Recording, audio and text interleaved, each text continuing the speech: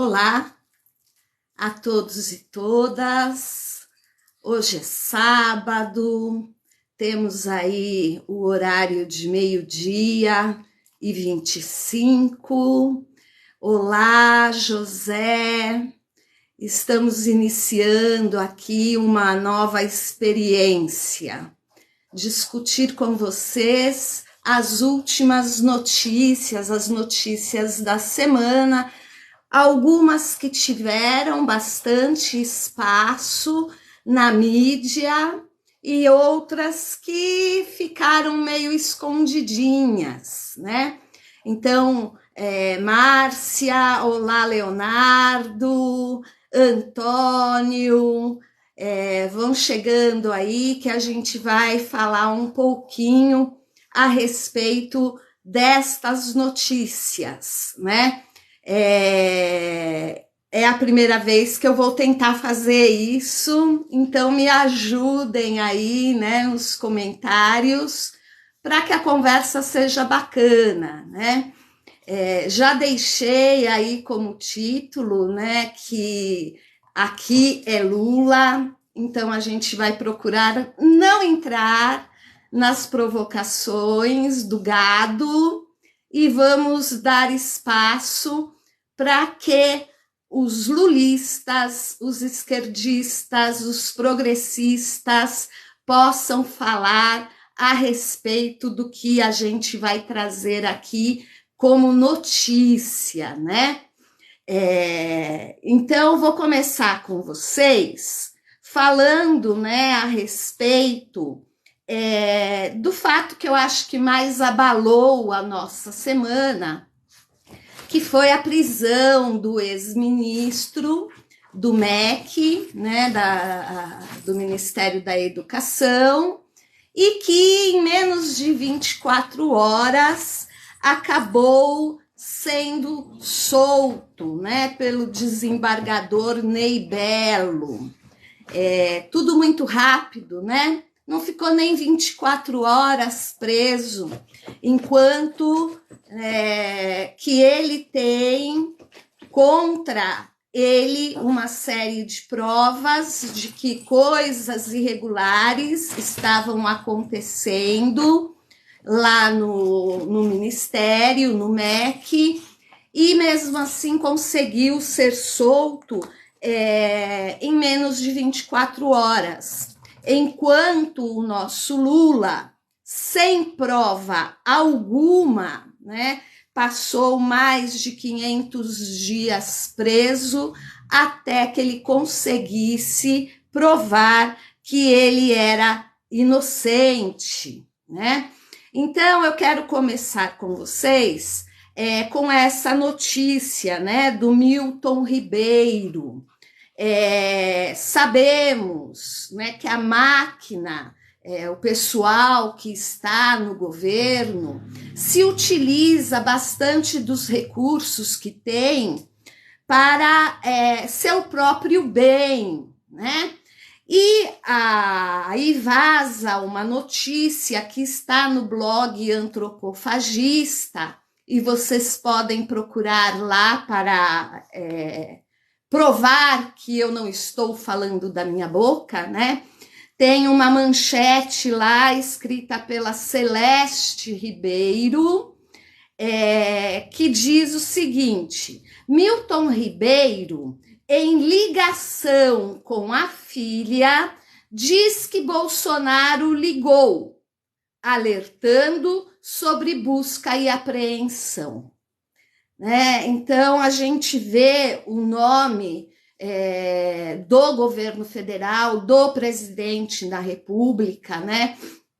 Até mesmo envolvido com este Milton Ribeiro, na tentativa de, prepara as coisas aí, né? Porque a sua casa, o seu escritório, todos os imóveis que você frequenta vão ser investigados a partir da tua prisão, né?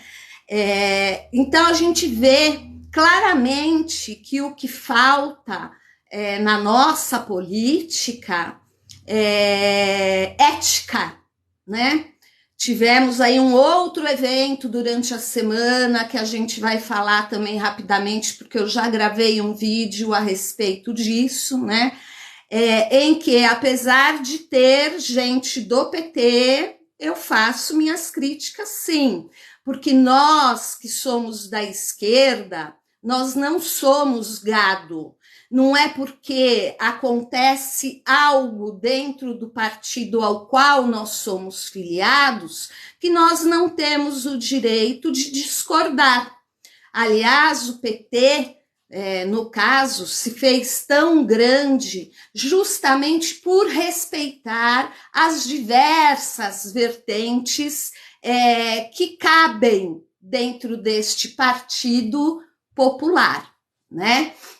Então, eu gostaria de dizer aqui para vocês um pedacinho, né, do que foi falado pela Celeste Silveira aí no blog Antropofagista, né?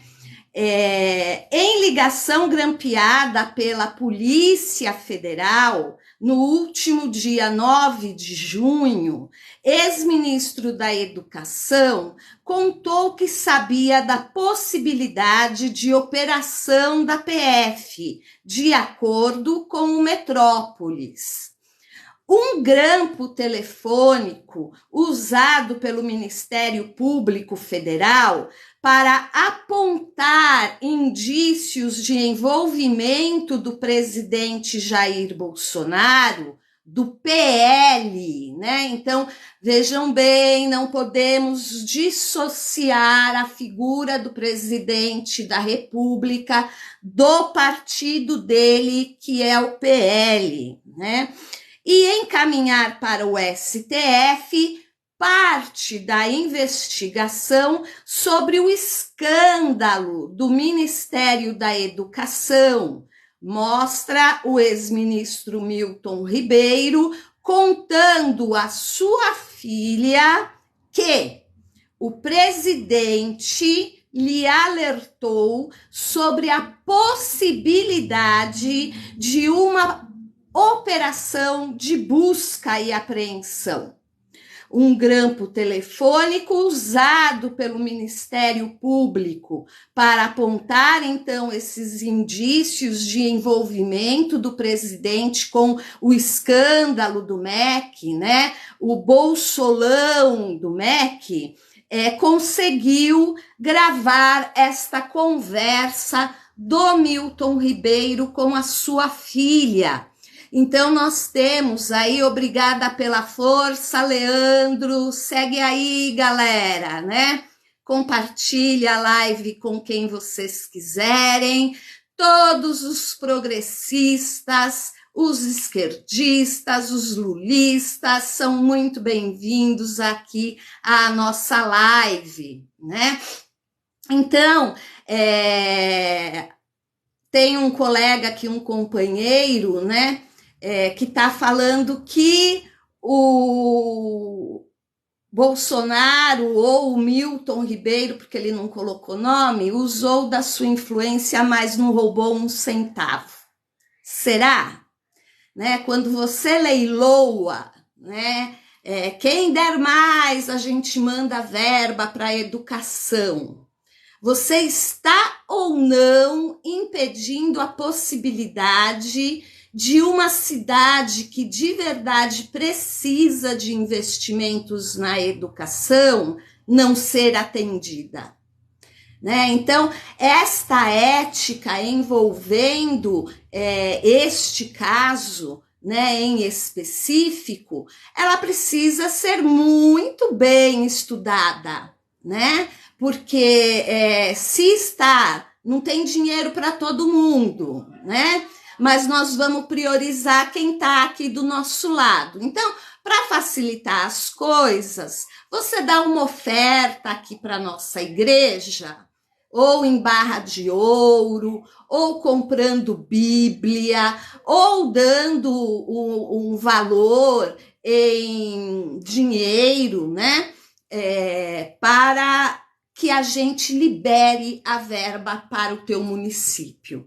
Isso, para mim, é roubar da população que mais necessita a oportunidade de ser atendida, né? Aliás, eu acho que toda essa verba pública precisava de um grande estudo para que pudesse priorizar sempre os mais necessitados, né? E aí a gente deixa, então, mais uma prova, né, de que o presidente da República tem interesse na investigação ou não investigação deste fato, né, deste caso, a partir do momento que ele liga para alertar. É óbvio que o presidente da República trabalha com informações privilegiadas, mas essas informações privilegiadas não podem ser divididas justamente com quem está sendo alvo de investigação. Nós sabemos o quanto, desde março, o presidente da República vem tentando evitar a CPI do MEC, né? Mas até ontem à noite parece que foram conseguidas todas as assinaturas necessárias para que esse bolsolão aí seja investigado. E nós também possamos, né, ter a oficialização de corrupção ou não neste caso que está escandalizando o nosso país. Então, queremos muito que esta CPI aconteça, mas, infelizmente, ainda precisa da boa vontade do Pacheco. Então, todos que são lulistas, progressistas, esquerdistas, precisam pressionar, né, os senadores, o Pacheco, para que, de fato, essa CPI do MEC saia, né? Não tanto porque a gente quer ver Bolsonaro se lascando, né? Mas porque a gente quer ver o bem do Brasil. É isso que a gente procura. Tem uma outra notícia aqui que eu separei para vocês, que são vídeos do Bolsonaro numa festa de São João em Caruaru, que em 23 segundos de discurso ele ouviu um coro de vai tomar no pip, né? Não vou baixar aí o nível da nossa live, né? Então diz aí também uma notícia que vocês podem encontrar no Antropofagista, a Celeste Silveira, né, dizendo: em uma das festas mais populares do Nordeste, onde tem apenas 19% das intenções de votos, Bolsonaro foi calado diante de uma multidão que rechaçou a tentativa de transformar o evento em palanque, né? Então, segundo a Celeste, que publicou inclusive um vídeo mostrando, né, o momento, eu vou tentar mostrar aqui através da live para vocês, mas torno a repetir, né? Quem acha que é mentira, pode procurar aí no seu computador ou no seu aparelho celular, o blog Antropofagista, que vai ter a oportunidade de ver isso aqui, ó.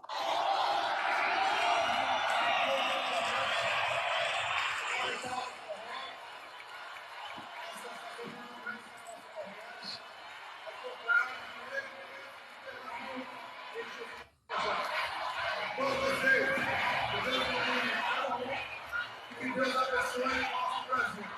Muito obrigado a todos vocês.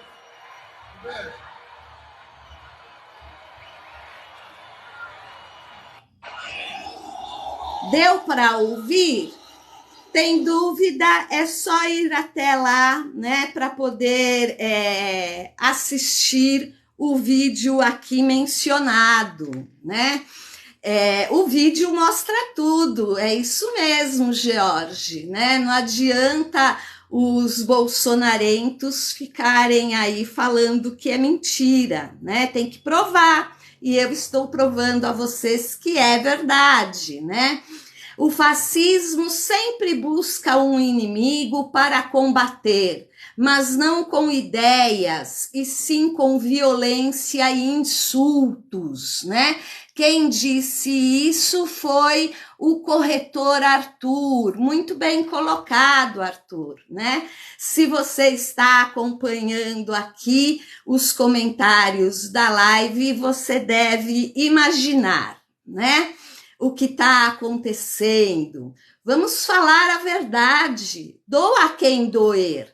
Né? Eu comecei falando para vocês a respeito do evento que aconteceu lá em Brasília, né? Em comemoração aos 20 anos de função do ministro Gilmar Mendes, em que esteve, entre outras, né, outros parlamentares, a presença de 2 parlamentares do PT, e que eu recrimino, não tinha que ir, né? Se era uma comemoração institucional, tinha que ter acontecido nos ambientes do Congresso, né?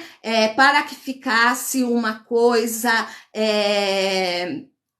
sem dúvida alguma da lisura da comemoração que estava sendo prestada, né? Não concordo com a ida de petistas à casa dos nossos piores inimigos, né? E sabemos que Lira é um deles, por estar sentado até hoje em cima de centenas de pedidos de impeachment, né? E nada fazendo a favor da população. Né? O Hernandes está aqui, 13 neles, é isso mesmo, Hernandes, muito obrigada.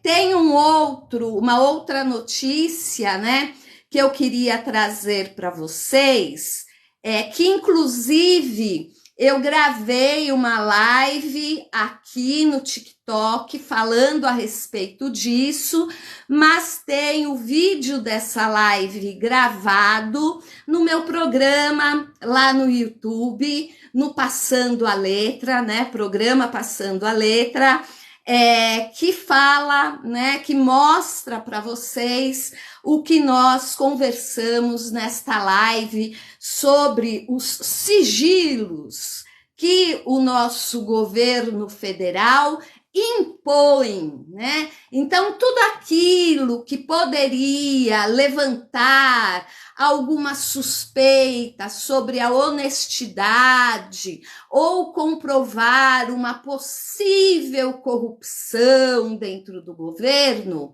o nosso presidente coloca sigilo de 100 anos. A gente já até sabe quantos anos que ele vai colocar, né? Então, vamos lá. O que Bolsonaro chama de sigilo é, na verdade, ocultação de crimes, né? Então, a Celeste Silveira, no blog Antropofagista, fala a respeito disso. E aí vocês podem ler alguma crítica dizendo que essa questão do sigilo foi feito na época da Dilma, né? E realmente a Dilma mexeu nessa questão de sigilo de documentos, mas não no sentido que o atual presidente está fazendo.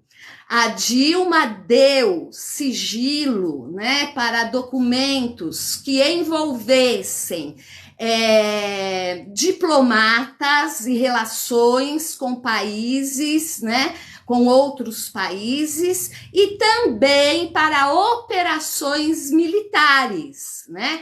Se nós queremos que os nossos militares defendam o nosso território contra uma invasão, contra um ataque terrorista, a gente não pode abrir as investigações disso para a população, porque senão o inimigo se vale, né, desta informação.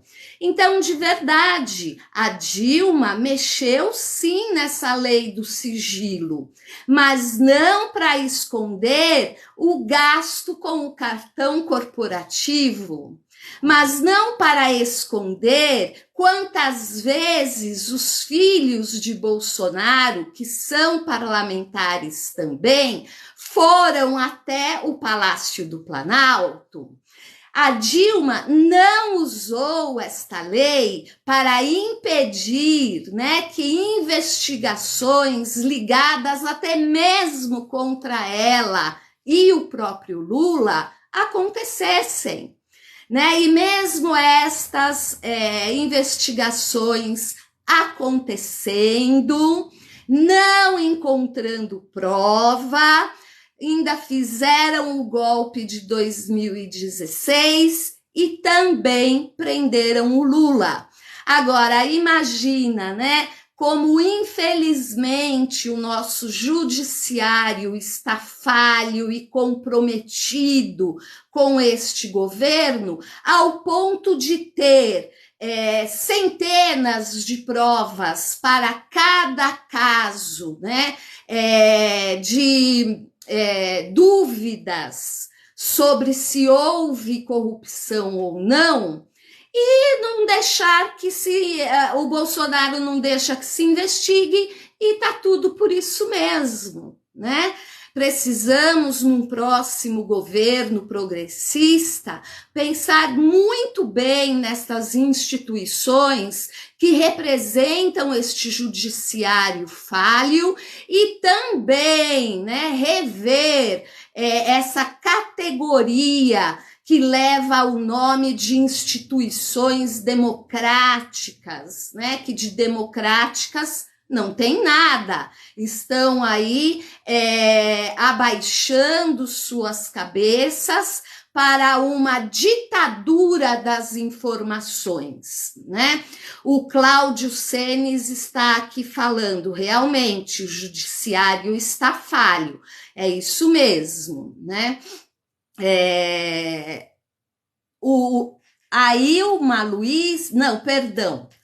O Luiz Lima está aqui torcendo, né? 13, é isso mesmo. Vamos apertar com gosto, né? Nas urnas no dia 2 de outubro, a nossa resposta a estes 3 anos e meio de desgoverno que nós vemos por aí, né? Tem mais uma outra notícia aqui que eu gostaria de trazer para vocês. Outra fala, né, racista do presidente da República. Bolsonaro diz que morreria se subisse morro com olho azul, né? Então ele dá a entender que existe, né, um racismo também da parte dos negros, né? E a gente já cansou de trazer textos filosóficos de sociólogos, né, de professores, de doutores, que dizem que racismo inverso não existe. Então, esta reportagem está no Poder 360 e vocês podem encontrá-la lá com o nome de Bolsonaro diz que morreria se subisse morro com olho azul, dando a entender que existe um racismo reverso, né? Presidente diz que teria o mesmo fim que Dom e Bruno tiveram na Amazônia se entrasse em comunidade do Rio de Janeiro sem segurança. O que vocês acham desta afirmação? Dá para comparar, né, a morte do Dom e do Bruno com uma possível subida, né, do presidente da República a um morro no Rio de Janeiro sem segurança? O que vocês acham? É possível fazer uma comparação? Nem comparação é possível fazer, né? Sabemos que o Dom e o Bruno estavam lutando contra uma facção criminosa dentro da Amazônia. Enquanto, né, o presidente da República poderia subir o morro tranquilamente, porque ele ler a reportagem toda, e eu vou só repetir a fala do presidente da República nesta reportagem que está aí no Poder 360. Lamentamos o ocorrido. Os caras entraram, numa área sem segurança. Eu subir o morro, uma comunidade no Rio de Janeiro com esse olho azul e essa cara à noite, ou seja, né, referindo-se à pele muito clara dele, né? Vou para o micro-ondas ou não vou? Né? Ué, a gente lamenta, entraram, né? Disse a apoiadores no Palácio da Alvorada, né? É um absurdo o que esse presidente propaga, além de querer esconder e impedir investigações, quer que as pessoas continuem alimentando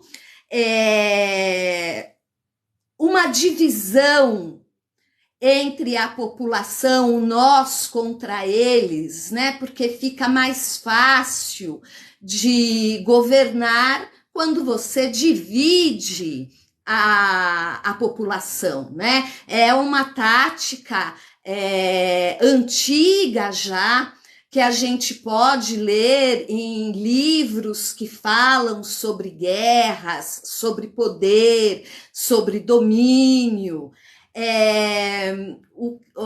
Tem uma frase, né, famosa, é o dividir para conquistar.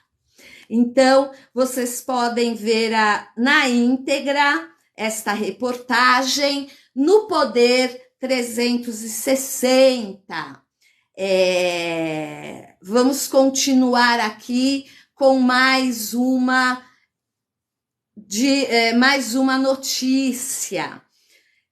Às vezes eu me perco aqui porque eu fico vendo as barbaridades do gado aí, né? Que não vale nem a pena comentar. Vamos lá. Continuando aqui, o que eu separei para vocês. BRICS, Rússia e China fazem novos ataques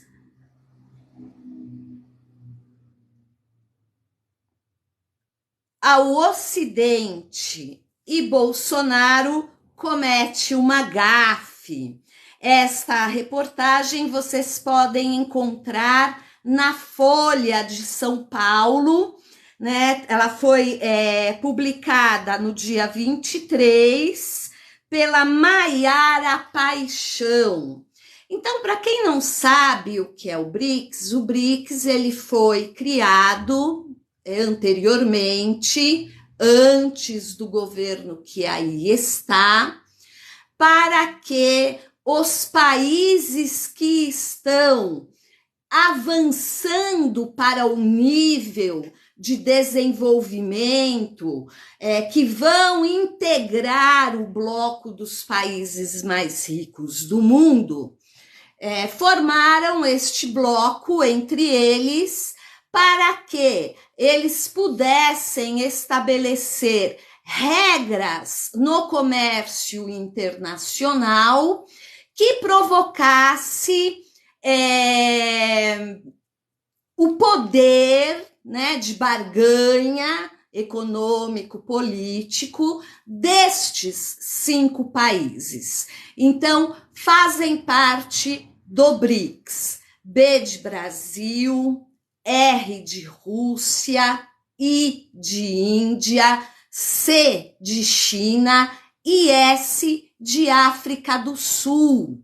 Então, repetindo aí para quem não sabe, né, o BRICS é um bloco econômico que se junta para decidir como eles vão negociar com os países ricos ao venderem os seus produtos, para que este bloco tenha mais poder, mais força na hora da comercialização.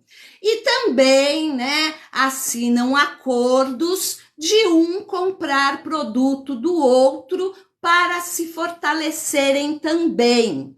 Então, a Folha de São Paulo conta aqui para nós, né, que o Bolsonaro esteve presente aí neste encontro do BRICS e chamou o representante de um dos países pelo nome errado, né? Então, quando você vai fazer uma reunião, seja ela virtual ou presencial, o primeiro cuidado que você tem é gravar os nomes, né, de quem vai fazer parte desta reunião, porque é até uma demonstração de desprestígio, de falta de atenção, você não saber os nomes dos representantes de cada país, né?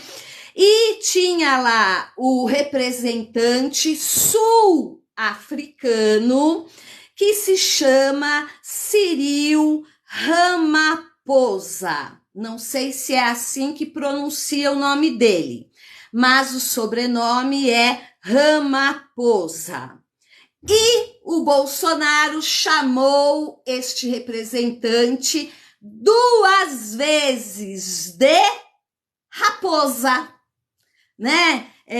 Que coisa mais emblemática, né? Justamente um representante da África do Sul, onde a maioria do país é composta, a grande maioria é composta, né, por negros, um país africano, e ele não tomar o devido cuidado ao pronunciar o nome do representante da África do Sul. Então, vocês podem encontrar esta reportagem no jornal Folha de São Paulo.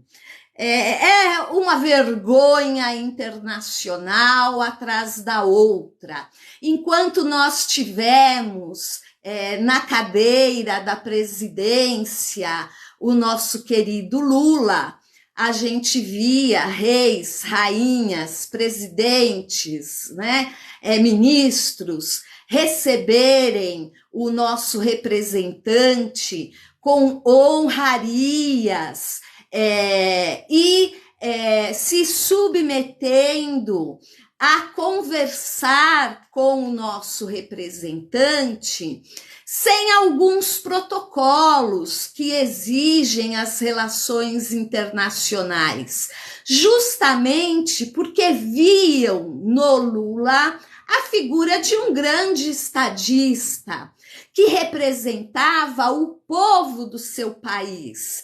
Então, ele não estava preocupado com protocolos, né, mas com o respeito na fala com todos que o cercavam. Às vezes ele estava conversando com 2, 3 pessoas, representantes importantes de países ricos vinham procurá-lo. Ele não precisava sair no salão procurando uma rodinha para tentar se enturmar, né? Ele era buscado pelos representantes dos outros governos porque queriam ouvi-lo e ouvi-lo com aquela simpatia, aquele respeito que ele tem quando ele fala com um representante de um país ou quando ele está falando com um representante sindical ou um representante de movimentos sociais. Isso no Lula é realmente fantástico, né? Vamos ver aqui outra reportagem que eu separei para vocês. Acho que seria a última aí, né? Voltando ao caso do que aconteceu e acontece na Amazônia. Nós tivemos há pouco tempo aqui no Brasil o Tribunal Penal Permanente dos Povos. E aí, então, os nossos povos indígenas e quilombolas, principalmente, puderam, numa conferência virtual com autoridades de todo o mundo, mas principalmente da Itália, reclamar os seus pedidos que não são atendidos por este governo federal que aí está, né? Então, nós vamos ver nos próximos anos todo este descaso com os nossos povos originários serem apurados, né? Então, as autoridades estrangeiras ligadas à Itália, à ONU, à Comissão da Organização dos Estados Americanos, pedirem os documentos para poderem verificar se o que os nossos indígenas estão reclamando, os nossos quilombolas estão reclamando, são fatos reais ou apenas perseguição ao coitadinho do Planalto, né? Então, lá no blog Antropofagista, vocês podem procurar uma reportagem que fala assim: ataque de fazendeiros a indígenas em Mato Grosso do Sul deixa feridos e desaparecidos. Então, não bastou acontecer a tragédia com o Dom e o Bruno para que nós tivéssemos os nossos povos originários com algumas semanas de paz e tranquilidade.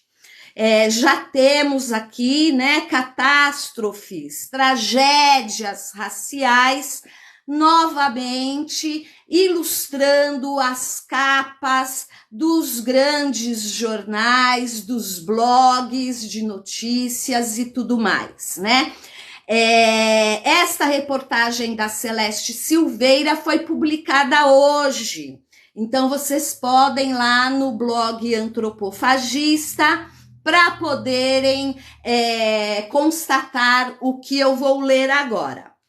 A PIB e CIMI denunciam violência de fazendeiros e jagunços contra 30 indígenas Kaiowá e Guarani, que retomaram território ancestral em Naviraí, na noite de quinta-feira, né? Então, estes indígenas que podem ter sido expulsos do seu território, resolveram retornar ao território e acabaram sofrendo aí ataques de fazendeiros. Então a Celeste escreve assim: fazendeiros e jagunços armados atacam desde a madrugada desta sexta-feira, dia 24 de junho, cerca de 30 indígenas Caiová e Guarani, no território ancestral, denominado Curupi, em São Lucas, localizado no território Dourados, Amambaí, Pégua 2, em Naviraí, Mato Grosso do Sul. Os ataques começaram depois que os indígenas retomaram a terra na noite de ontem. Lideranças da comunidade denunciam que há muitos feridos, inclusive mulheres e crianças, e que 3 pessoas estão desaparecidas. Os relatos são do Conselho Indigenista Missionário, o CIMI, e da Articulação dos Povos Indígenas do Brasil, a APIB. Ativistas chegaram a mencionar mortes, mas a informação não foi confirmada até o fechamento desta matéria. Então, pode ser que mais tarde aí a gente ouça, né, que tenha acontecido, infelizmente, mortes neste confronto, né? Segundo o G1, Mato Grosso do Sul, a polícia confirma que 6 indígenas feridos por tiros foram encaminhados para o Hospital Regional de Amambai.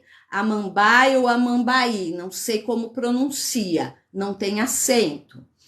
Entre as vítimas estão 2 menores de idade, um de 14 e outro de 15 anos. Nem a infância e a adolescência é respeitada por este povo, né? E que pelo menos 3 policiais que atenderam a ocorrência foram encaminhados para o mesmo hospital com ferimentos a bala nas pernas e nos pés. Os indígenas identificaram entre seus agressores fazendeiros locais e seguranças destes fazendeiros, né? De acordo com os relatos, o objetivo do ataque é forçá-los a deixar a sede da fazenda e retornar para a beira da rodovia, no acampamento Curupi. A comunidade indígena está confinada àquela estrada há décadas, aguardando a conclusão dos estudos que já identificaram a área como de posse tradicional dos Guarani Caiová. Talvez, né, se fossem evangélicos, né, o pedido deles teria sido atendido em menos de 24 horas, né? Aí a Celeste continua na sua reportagem. Na noite passada, eles haviam avançado até uma área de pastagem, vizinha à faixa de mata que já ocupavam, e decidiram ocupar a sede de uma fazenda que se encontra dentro de seu território. Segundo o CIMI, os indígenas relatam que a retomada se justifica pelas diversas ameaças que voltaram a sofrer dos fazendeiros na região e, ao mesmo tempo, por medo de retrocessos nas demarcações diante do atual cenário político. Mas eu não sei por que os indígenas estão preocupados com o retrocesso. Você aí, progressista ou de esquerda, você está se preocupando com o retrocesso? Esse governo não tem corrupção, esse governo não faz retrocesso, só avanço, né? Então, eu tô aqui perplexa, né? Espero que vocês estejam conseguindo verificar aqui, né, um humor, né, no que eu estou falando a respeito dos retrocessos que estão acontecendo abaciadas neste governo. De um lado, a FUNAI desmontada, a gente não pode esquecer isso. A FUNAI vem sendo desmontada desde 2019, a gente vem apontando isso, mas ficou mais escandaloso com o ocorrido agora com o Bruno e o Dom, né? Não deu para esconder de ninguém que a FUNAI está todinha aparelhada pelo atual governo, né? Então a Celeste conta aqui para nós. De um lado, a FUNAI desmontada e a serviço dos ruralistas, e de outro, a retirada de pauta do julgamento do recurso extraordinário do marco temporal. Pela vulnerabilidade do local onde os indígenas se encontram, que permite o acesso tanto pela rodovia quanto pela mata próxima à fazenda, a comunidade de Curupi teme por ataques ao longo dos próximos dias. Estamos denunciando aqui, né? O território é palco de um longo histórico de violência e violações, como queima deliberada de barracas de indígenas e até mesmo casos de tortura. Repetindo, então, esta reportagem está no blog Antropofagista, foi escrita pela Celeste Silvestre e foi publicada hoje. Agora, né, abrindo aí para alguém que queira falar algo a respeito de todos estes assuntos que nós trouxemos. Só vou dar voz, é claro, né, a quem progressista é. Não vamos ficar aqui batendo boca com quem o que quer é tumultuar, né? Então, deixa eu ver o que está escrito aqui.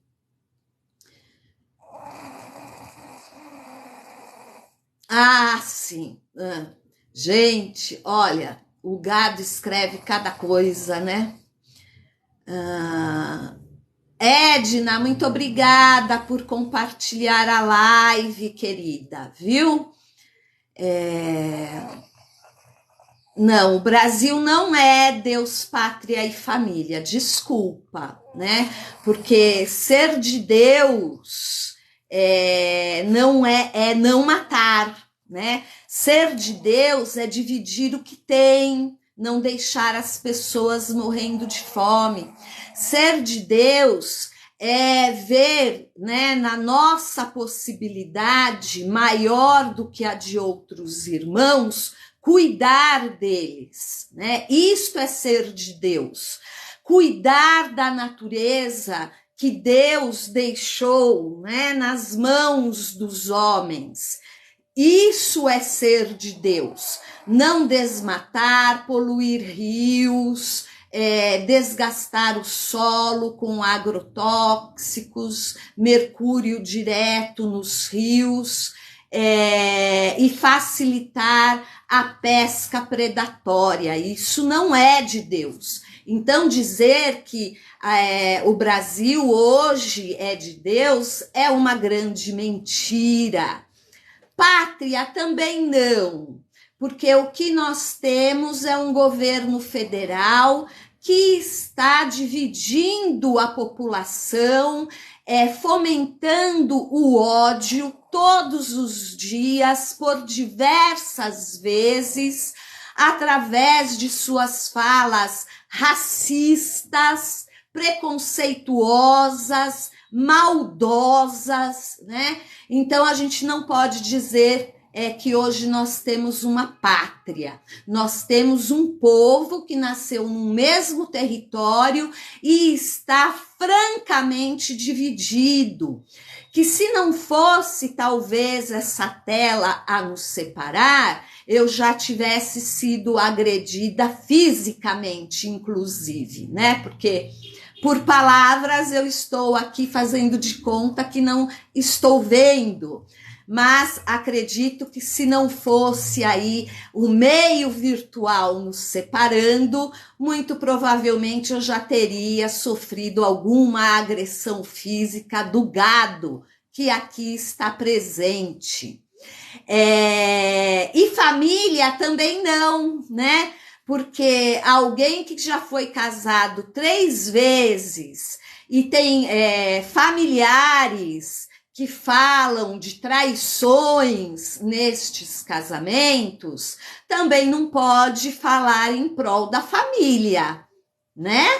É meio complicado você falar a respeito de somos a favor da família, né? Com 3 casamentos, com traições, com filhos que se odeiam, né? Com filhos que são menos benquistos pelo pai, em detrimento a outros que são mais bajulados, vamos dizer assim, né? Então, esse tipo de argumento tá fora, né? Eu acho que ao invés de você pedir para que eu me cale, você é quem deveria sair, né? Quem tá no lugar errado é você, né? O tema hoje, já me fizeram essa provocação várias vezes sobre o aborto. O tema hoje não é esse. Posso até vir a discutir esta questão com vocês, mas à luz da medicina, da filosofia, da sociologia, à luz da ciência, porque eu não estou aqui para falar como católica, como protestante, como umbandista, como kardecista, como candomblessista, como seixonoye, ou seja lá a vertente religiosa que vocês quiserem.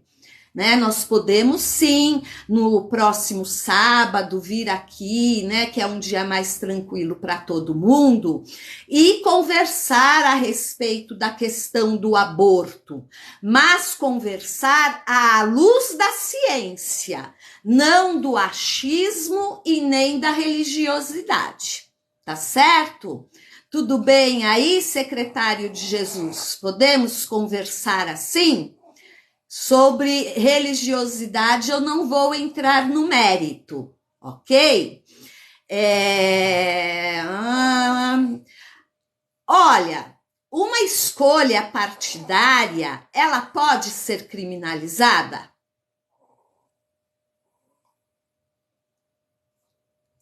Estou aqui fazendo essa pergunta em função de um telespectador, podemos dizer assim, que está aqui, né, falando com muito respeito. Olha, dona Débora, eu a respeito, né, enquanto pessoa, mas sua escolha partidária é criminosa. Por que seria criminosa? Por quê? O meu partido, ele está suspenso, ele está impedido por alguma lei de fazer todas as suas ações políticas, colocar em prática todos os direitos que ele tem? Não, né? Então não podemos falar que escolher o PT como partido seja um crime. O PT não está na clandestinidade.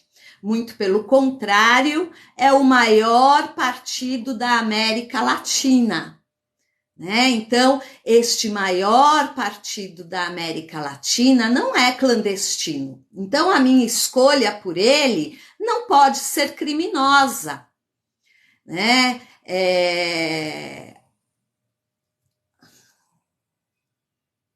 A mim não, desculpa, né?